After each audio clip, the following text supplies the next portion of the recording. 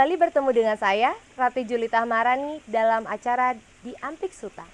Dialog aspiratif mengupas postingan serta informasi kritis Semeton Suara Tabanan. Kali ini saya tidak sendirian, saya ditemani oleh seseorang. Beliau adalah politisi sekaligus pengamat politik. Siapa beliau?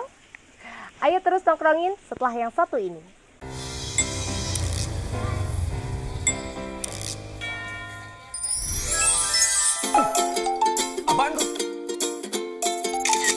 Apapun tagihannya, pembayarannya bisa di Pegadaian Digital. Gadai tabungan emas. Segera download aplikasi Pegadaian Digital di smartphone Anda.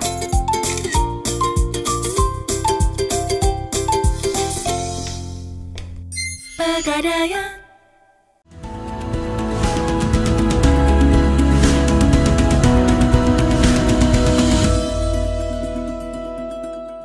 Baik Semeton Suara Tabanan, saat ini saya sudah ditemani oleh Bapak Made Arimbawa. Om Swastiastu Bapak. Om Swastiastu.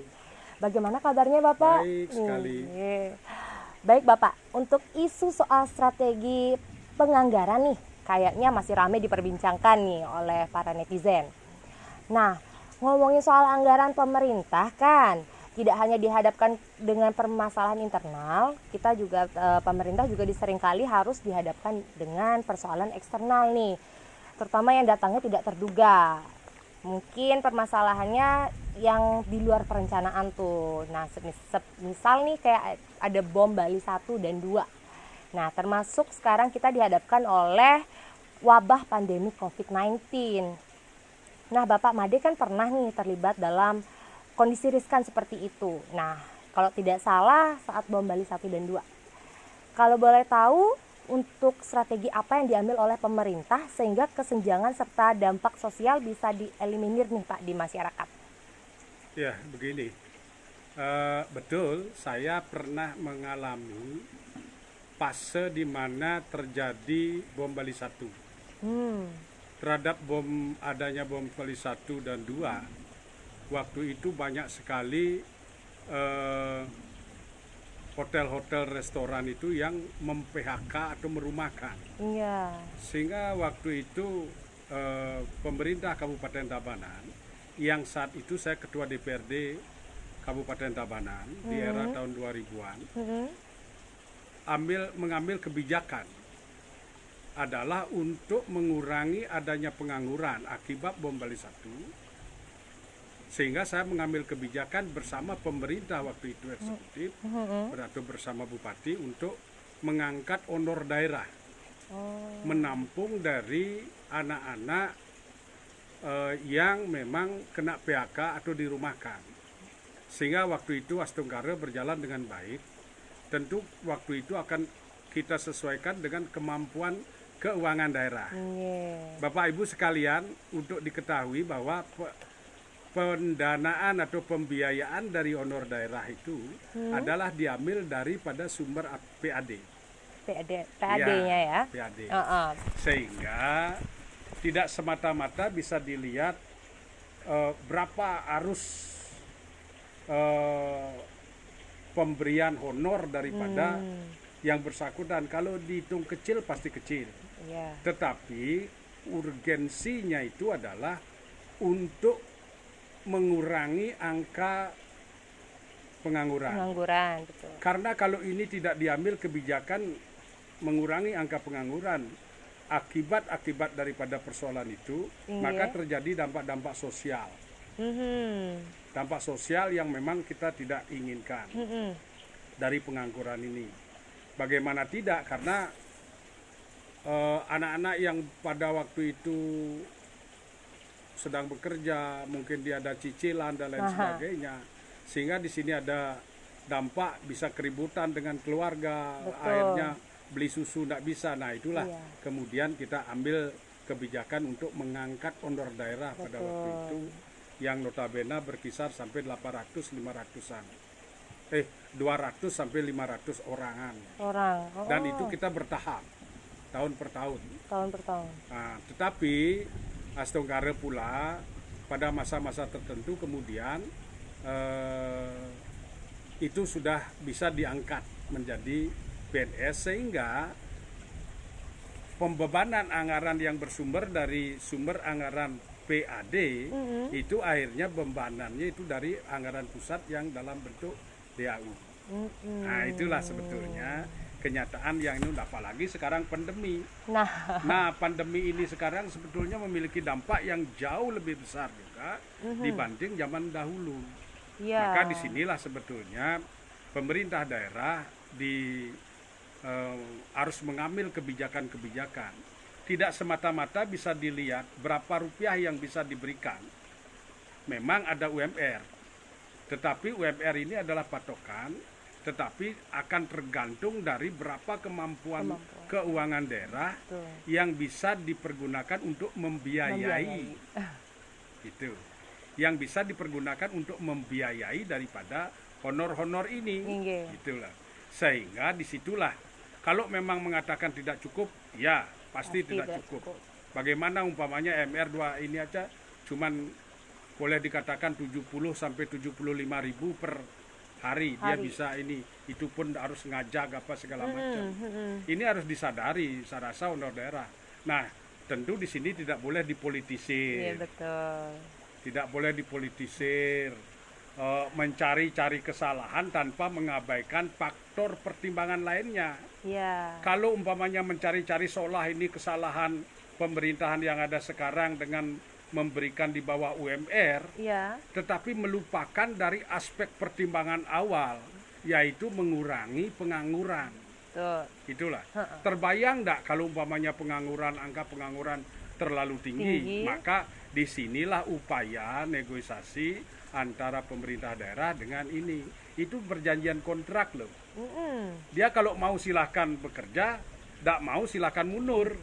Ini tidak ada ikatan apa-apa, dan itu pun kontraknya itu adalah per tahun. Tahun-tahun berikutnya bisa saja dia mengundurkan diri atau diundurkan. Itu. Ini harus diingat, Bapak-bapak, Ibu, masyarakat Kabupaten Tabanan, ini menjadi polemik belakangan ini, bahwasanya seolah-olah honor daerah itu hanya cukup diberikan ini. Kalau melihat aspek angkanya hanya semata-mata untuk menjatuhkan lawan, saya rasa tidak fair. Tanpa melihat pertimbangan yang mengawali daripada pengangkatan honor daerah itu, bahwa untuk mengurangi angka pengangguran itu sendiri, yang akan menimbulkan dampak sosial, dampak ekonomi. Ini sebetulnya kuncinya. Demikian. Karena angka pengangguran itu juga mempengaruhi akhirnya merembet kemana-mana ke aspek-aspek yang lain. Nanti. Betul sekali, Bapak. Seperti itu. Inggih. Kalau misalnya saya boleh tanya nggak nih, Pak, untuk bom Balinya sendiri nih, pernah yang mana sih yang dampaknya lebih besar tuh dari yang efeknya bom Bali? Sebetulnya pada prinsipnya sama aja. Persoalan yang timbul karena faktor eksternal dibilang tadi, entah itu bom Bali 1, bom Bali 2, sekarang pandemi lebih besar lagi. Di sini sebetulnya pemerintah daerah itu diminta untuk merasionalisasi dari anggaran. Yang barangkali anggaran yang tidak efektif ditiadakan dulu. Tuh. Nah, ini harus realistis lah. Realistis, kita harus berdasar kepada data-data yang ada. Tidak hanya sekedar mau menyodok kepentingan politik untuk, anggaplah dalam masa pilkada ini seolah-olah mempertontonkan supaya pihak yang lain itu lebih jelek, itu tidak fair. Padahal ada banyak pertimbangan untuk itu, banyak sekali ada pertimbangan di balik. Harus melihat secara menyeluruh. Betul. Serta latar yang belakang. Menjadi sumber latar belakang itu adalah pertimbangannya adalah mengurangi daripada dampak pengangguran. Iya, betul sekali, Bapak. Nah, baik Bapak, ngomong-ngomong soal strategi penganggaran nih, sebenarnya bagaimana sih sistem dan strategi penganggaran di pemerintah kabupaten? Mungkin bisa jelaskan, Bapak? Masalah strategi anggaran sebetulnya sudah hal yang umum lah. Bahwa pernah di kesempatan lain saya jelaskan itu, bahwa antara eksekutif dan DPR itu memiliki wewenang yang sama, adalah untuk mengajukan anggaran. Yang tertuang dalam APBD, yang bisa inisiatif itu diambil oleh DPR, bisa juga inisiatif pengajuan itu diambil oleh eksekutif. Saya katakan siapapun boleh. Cuman dalam hal ini di sini adalah kalau yang diajukan oleh eksekutif pengambil inisiatif, dia akan bersumber pada visi dan misinya. Betul. Apa yang menjadi visi, misi? Kemudian dia wujud nyatakan, yang terbebani adalah anggaran. Ada juga yang bersumber dari musrenbang, bahwa desa-desa, pemerintah desa di seluruh Kabupaten Tabanan bisa mengusulkan. Itu hak daripada masyarakat yang bersumber dari aspirasi melalui jalur eksekutif. Tapi jangan lupa, oleh karena saya jelaskan kemarin itu di kesempatan lain, bahwa DPR juga memiliki hak yang sama. Ya. Sumber dia itu adalah aspirasi masyarakat yang disalurkan melalui masing-masing praksi yang ada. Praksi adalah perpanjangan tangan dari partai-partai yang memang mengemban aspirasi masyarakat. Siapa praksi yang memiliki jumlah kursi atau anggota yang lebih banyak, tentu tanggung jawab yang dia harus tanggungi adalah lebih banyak.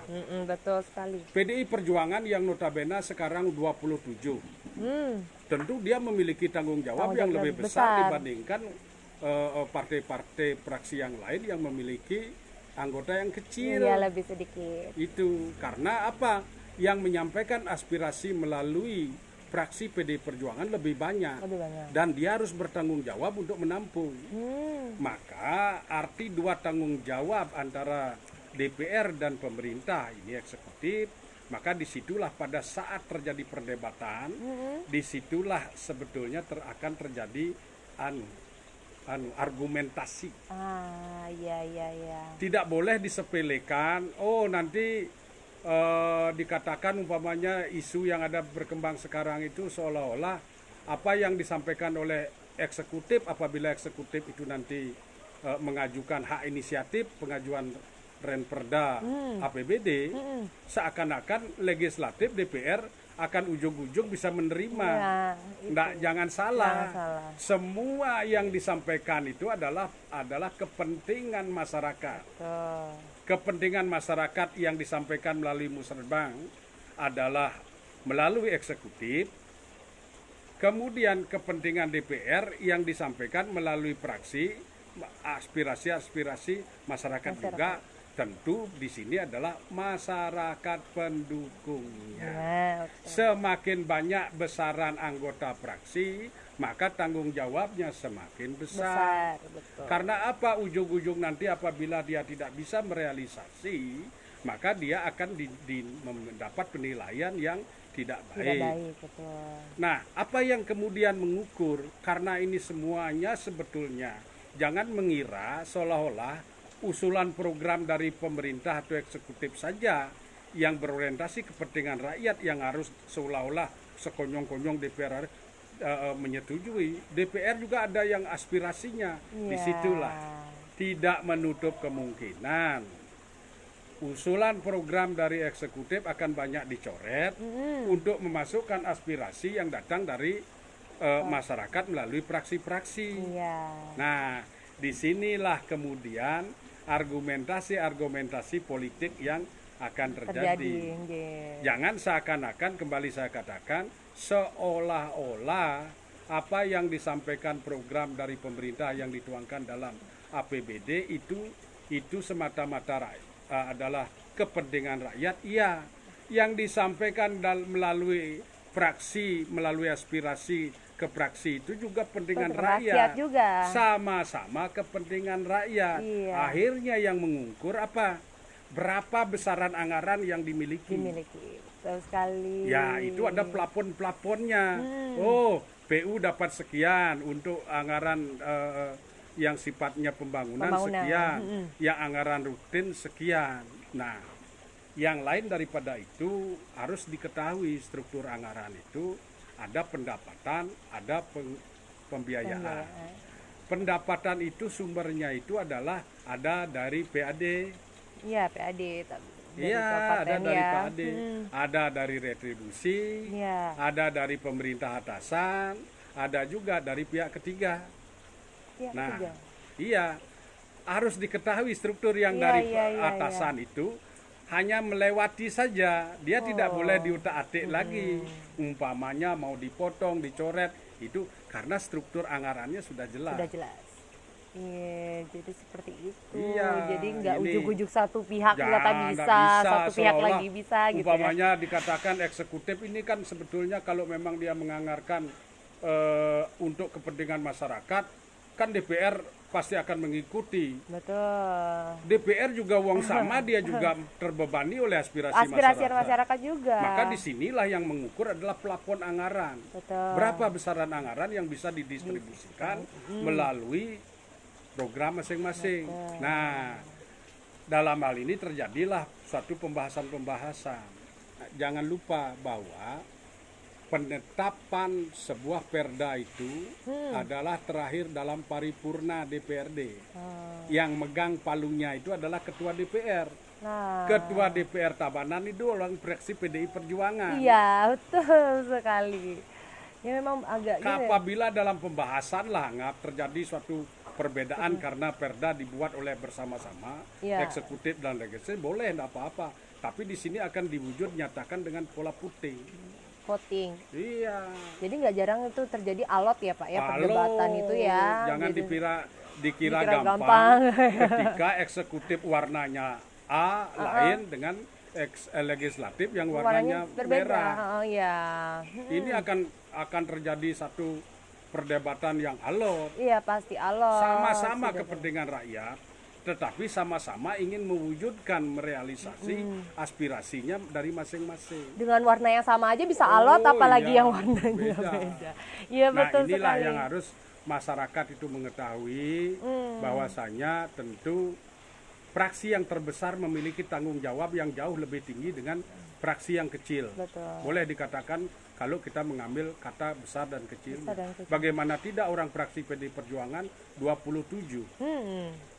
Apalagi terlebih-lebih dia didukung oleh partai lain yang tergabung dalam satu fraksi, sehingga itu lebih besar lagi. Lebih besar lagi dan ternyata bebannya juga lebih besar. Betul. Nggak semudah itu ternyata ya, semudah terlihat itu ya. yang saya katakan tidak gampang. Apalagi untuk pemerintah atasan. Peran pemerintah atasan juga cukup lumayan di sini. Jangan dikira main-main di sini. Ya. Kalau di situ juga warna yang berbeda. Susah, jangan menggampangkan betul. masalah seperti ini. Iya, makanya saya menyampaikan hal ini untuk mengedukasi masyarakat. Iya, betul. Untuk memberikan pendidikan politik kepada masyarakat. Sehingga jangan ujug-ujug umpamanya di dalam rangka menentukan siapa pemimpin, siapa pilihannya itu dianggap hal yang gampang. Ternyata tidak semudah itu. Tidak. Ya. Jadi diskusi soal anggaran itu tidak mudah ternyata, dari proses dari legislatif maupun eksekutif itu untuk bertemu jalan titik tengahnya itu ternyata tidak mudah. Betul sekali. Jadi ini sebelum kita akhiri ya Bapak ya segmen kita kali ini, mungkin ada yang ingin Bapak tambahkan soal strategi penganggaran, mungkin Bapak kalau ada ya bisa disampaikan tolong. Kalau saya sebetulnya tetap berpikiran bahwa ini kita akan berbicara dalam konteks pilkada. Betul. Dalam konteks pilkada di era 2020 yang nanti jatuh tanggal 9 Desember, masyarakat Tabanan itu sudah dapat kepada pilihan. Dalam rangka memilih itu tentu harus ada indikatornya. Ya.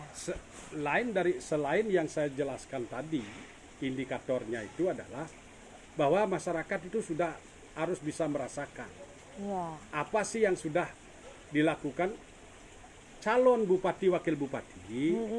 Itu tidaklah hanya bisa dilihat berdiri sendiri, harus dilihat dari partai yang mana yang mendukungnya. Betul. Apakah dia partai besar memiliki kekuatan politik yang kuat, atau partai kecil yang hanya mendapat kursi beberapa biji saja. Maka di dalam rangka menilai sebuah pemimpin itu sebetulnya indikatornya gampang saja. Gimana tuh Pak indikatornya? Saya buat orek-oreknya seperti inilah modelnya. Gimana itu Pak? Gimana tuh? Kayak menarik. Bapaknya sudah siapkan orek-orek ternyata. Iya, saya udah seperti ini umpamanya. Kalau kita berbicara paslon 1 Jayawira, Kalau di bidang pendidikan dia angka 8. 8. Kenapa 8? Dia memberikan terobosan, memberikan bantuan transportasi untuk anak-anak sekolah. Oh, Sehingga anak sekolah itu bisa tepat waktu datang ke sekolah. Orang tuanya tidak terbebani untuk antar jemput. Betul. Kemudian keselamatan anak bisa terjamin. Terjamin. Sudah dijamin oleh Sehingga pemerintah. itu memberikan ketenangan. Ketenangan itulah yang akan memberikan satu modal daripada anak-anak untuk bisa gampang menyerap pelajaran ya. Nah, di saat samping sekolah. juga dukungan daripada fasilitas-fasilitas lainnya. Iya. Kalau dilihat daripada tenaga kerja yang seperti saya katakan tadi, walaupun memang masih di bawah UMR, itu karena terbentur pada kemampuan keuangan daerah yang bersumber dari pendapatan asli daerah. PAD itu tadi PAD ya. itu, maka daripada dia nganggur, gitulah istilahnya. Iya. Nah, maka karena tujuan pertimbangan awalnya adalah untuk mengurangi angka pengangguran, maka ibaratnya yang penting tertampung dulu. Tuh. Nah, kemudian infrastruktur, saya nilainya 8. 8 Ya. dari 10 kan Pak ya? Iya, nanti karena 8. apa? Karena masih ada yang masih di ini. Artinya di bidang pendidikan tenaga kerja masih ada 2 digit yang lagi. untuk mencapai kesempurnaan itu. Betul. Kemudian di bidang infrastruktur kan sudah 80% tertangani. Tertangani. Cobalah jalan-jalan dari Kediri. Berapa ruas jalan yang sudah modmik. Ya. Jangan memperlihatkan, tidak fair memperlihatkan hanya untuk melemahkan lawan politik dalam paslon per paslon ini, menunjukkan gambar-gambar, oh ini jalan jelek. Iya. Ada jalan jelek, ini di 2 digit ini. Iya di 2 digit. Kita tidak bohong. Karena 80% persoalan jalan sudah teratasi. Iya. Kita harus fair. Pemerintah tuh sudah kerja Harus keras fair, sebelumnya karena ini ya. terukur dari kemampuan Iya. keuangan daerah, ada Iya. yang mengukur. Iya betul. Itu kita tidak berangan-angan bahwa semuanya berpikir harus 100% hanya orang feodal lah berpikir seperti itu. Tetapi baru di pikiran Di saja. pikiran saja. Pada saat implementasinya yang masalah. Gitu. Kemudian bidang ekonomi sudah bagus. umpamanya. Bidang politik pemerintahan. Berapa Pak kasih angka tuh? 7. Nah ini bisa dibandingkan. Cara menilai paslon 1 dan paslon 2. Iya. Saya nilai dari mana? Karena belum mungkin. Belum dia. Iya, karena belum ya. Kalau ini karena sudah berbuah, iya. sudah berpengalaman artinya. Sudah ada Kalaupun data ada pasti. kurang lagi 2 digit, sebetulnya kalau di tingkat kelulusan hukum laut nih, Cum laude ya. ya sudah tingkat Betul, memuaskan betul, ini. memuaskan. Nah, bagaimana saya menilai ini? Nah, inilah Betul. modelnya kalau kita mau secara fair. Ini saya fair ini, Betul. saya realistis ini. Iya, kan ada data yang berbicara Ada ya data saudara-saudara. yang berbicara, gitu loh. Kalau umpamanya masalah dikatakan dalam isu-isu yang berkembang sekarang itu tadi saya katakan UMR, ya itu terbentur dari kemampuan keuangan daerah. Terutama dalam kondisi pandemi. Pilihannya apa? Membiarkan tingkat pengangguran tinggi, Betul, salah satu. atau kita rekrut dengan memberikan seperti itu, tetapi minimal dia ada pekerjaan. Betul. Syukur-syukur seperti yang terjadi tahun-tahun yang lalu bisa diangkat menjadi pegawai negeri sipil. Kita berharapnya pasti Harapannya seperti begitu itu. dong. Tuh. Karena ini adalah dia mendapat nilai sekian itu adalah dasar perjanjian kontrak. Ada perjanjian. Iya. Kalau mau silahkan kerja, kalau tidak mau monggo keluar. Iya. Pokoknya yang paling penting kita penekanan. Kita tidak boleh mempolitisir betul. hal-hal yang seperti ini, hanya melihat terhadap angka saja. Tapi kalau melihat dari dasar pertimbangan awal untuk membantu masyarakat yang lagi nganggur, Menekan yang angka lagi pengangguran. di PHK, daripada dia tidak memiliki anggaran, paling tidak kita bisa rekrut. Syukur-syukur astungkara dia bisa diangkat menjadi pegawai negeri sipil. Kedepannya memiliki potensi yang lebih besar sebenarnya untuk Iya bisa dong. menjadi pegawai negeri sipil. Betul. Betul sekali. Ternyata kedepannya tuh justru sebenarnya kita tuh ingin menekan. Nah, yang masalah namanya- baju Iya. yang menjadi isu sekarang. baju pendek. Sampai baju karena ya? ada perubahan sistem. Iya. Zaman Orde Baru itu diseragamkan. Harus pakai baju mempangkat-pangkat, PSL lah, inilah, Limnas, apa. Saya jujur aja pada waktu zaman saya itu saya sudah tentang itu. Oh ya? Iya. Pada zaman Bapak. Nah sekarang inilah mulai disesuaikan. Baju putih kan normal-normal saja. Iya. Kemudian berdasarkan pergub yang dikeluarkan oleh Bapak Gubernur itu setiap hari Kamis diminta untuk berbusana Bali. adat Bali. ini ya, lokal ya. Iya, inilah kemudian di samping itu kan ini penyesuaian anggaran juga kan. Maka dengan demikian kalau umpamanya itu yang saya pesankan kepada masyarakat jangan terkecoh, oleh karena juga sini memang persaingan pertarungan ya, tetapi jangan menyampaikan sesuatu yang tidak bersumber pada data. Tidak bersumber pada aturan-aturan yang ada dan kondisi yang ada. Ternyata karena apa? Karena berbeda orang yang sudah pernah berpengalaman, ibaratnya pemain sepak bola, orang yang sudah pernah bermain dengan orang yang memang dari tribun langsung turun main. Nah, itu memang berbeda. Iya, pasti akan penguasaan lapangannya itu akan tidak segampang bagi orang pemain yang sudah mengalami. Mungkin secara retorika masih menang dia mungkin yang gitu. Yang trikaya parisuda aja diomong itu tadi. Bisa gitu, saja yang menguasai. Pada tingkat omongan yang susah itu adalah pada tingkat implementatifnya. Nah itu dia. Karena sudah pengalaman tuh berbeda berbicara loh saudara-saudara. Dan masyarakat Tabanan sudah merasakan itu bantuan dari ini. Umpamanya bantuan yang disalurkan oleh anggota-anggota DPR itu karena memang tidak bisa dipisahkan antara bupati dan DPR. DPR juga memiliki tanggung jawab yang sama yang saya katakan. Dia umpamanya ada aspirasi membuat pembelian gong, membeli baju PKK, membeli ini yang memang itu tujuannya kenapa ke Bansos untuk mempermudah prosesnya. Ya. Di dalam rangka pemberian kepada masyarakat. Ini mengurangi jalur prosesnya. Itu sama juga untuk kepentingan masyarakat. Untuk kepentingan masyarakat juga. Itu. Ini tidak mesti harus dipelintir-pelintir gitu. Nah, kalau orang politik itu memang terbiasa mencari-cari yang jelek-jeleknya. Tetapi kadang-kadang jeleknya dia belum disampaikan. Nah, sebaiknya menyampaikan kurang-kurangnya lawan, tentu sebetulnya harus dilirik juga kurangnya Anda itu apa. Iya, introspeksi dulu ke dalam diri. Dulu. Bagaimana kita memberikan, nah ini ada angka. Iya, yang ini sudah lulus pada semester satunya. Semester satunya udah cum laude katanya. Cum laude ini bagaimana saya menilai? Iya, betul sekali gitu. Karena sudah ada pengalaman. Masih kertas kosong gimana saya menilai? Betul, ada datanya. Kalau dia bisa menilai karena ini sudah berbuat. Betul sehingga sekali. Dia ada angka-angka. Kalau dia kurang, iya. Tetapi kalau begini gimana caranya? Betul. Kita hanya bisa membayangkan apa yang akan dilakukan. Gitu. Saudara-saudara, jadi ada tambahan nih tentang ilmu mengenai strategi penganggaran pemerintah. Terima kasih Bapak sudah berkenan hadir dalam acara Diampik Suta, dialog aspiratif, mengupas postingan serta informasi kritis Semeton Suara Tabanan. Semeton Suta, demikian tadi dialog Diampik Suta. Semangat pagi, salam Suta, salam cerdas. Salam cerdas.